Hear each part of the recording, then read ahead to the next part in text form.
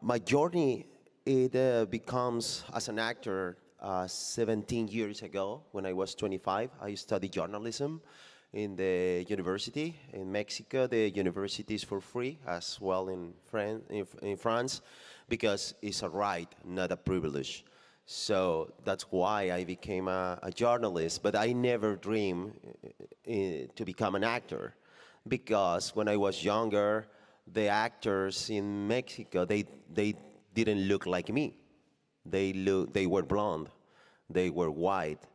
And if you found an actor, brown skin actor in movies or series or TV, they were rapists, they were kidnappers, they were drug dealers or junkies.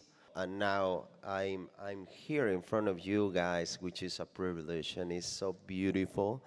And I'm trying to use my privilege to speak out about this phenomenon, about this cancer called racism, because it's important once you get positions of privilege, positions of power, positions of influence, you need to use it to open the door and let more people come behind you.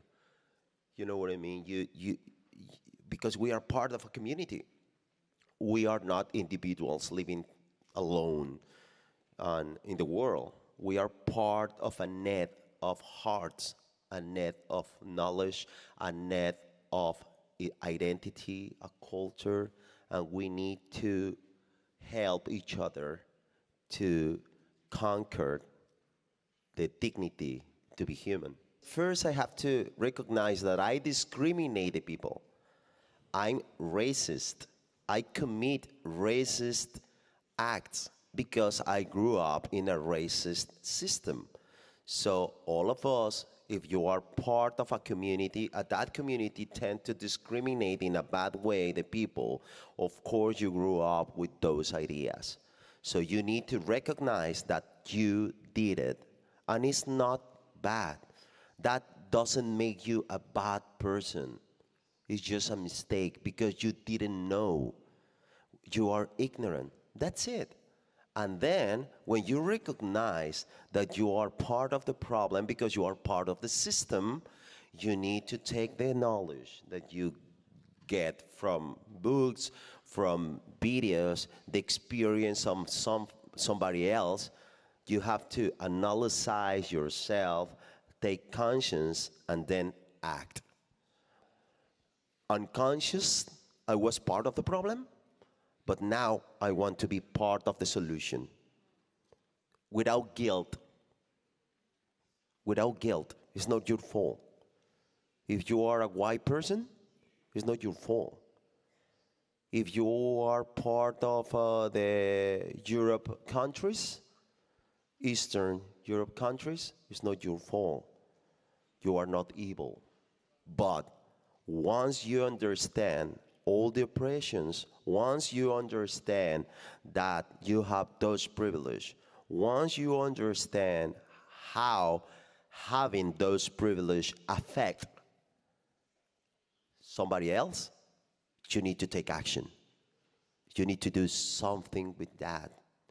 And the best way to do it that I discover is first, shut up.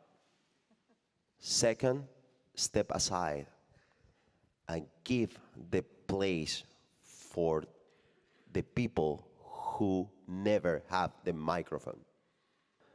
Everybody has voice. The problem is that microphones are in our hands. I don't need to give anybody voice. I need to shut up, step aside, and give the microphone to the people who needs to be heard. That's it.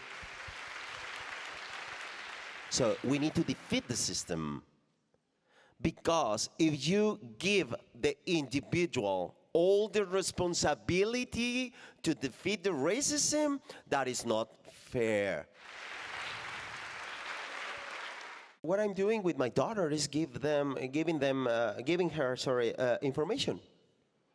and a historical perspective. That is important.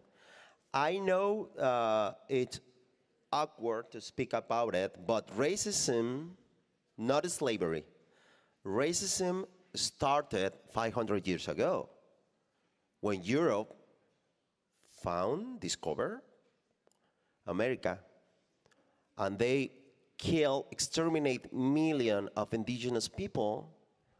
And after that extermination, they were lazy to work, so they stole people from Africa and bring them to the new colonies to make money, to extract the gold, to extract the silver, to extract everything, to bring it here, grow up in their economies, to build a better life, a better world for them.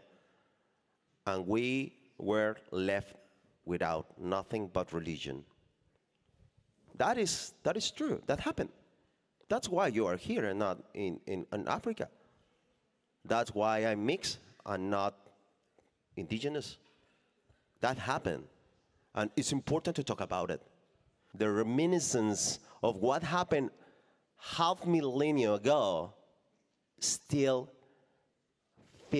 still feeling that consequences.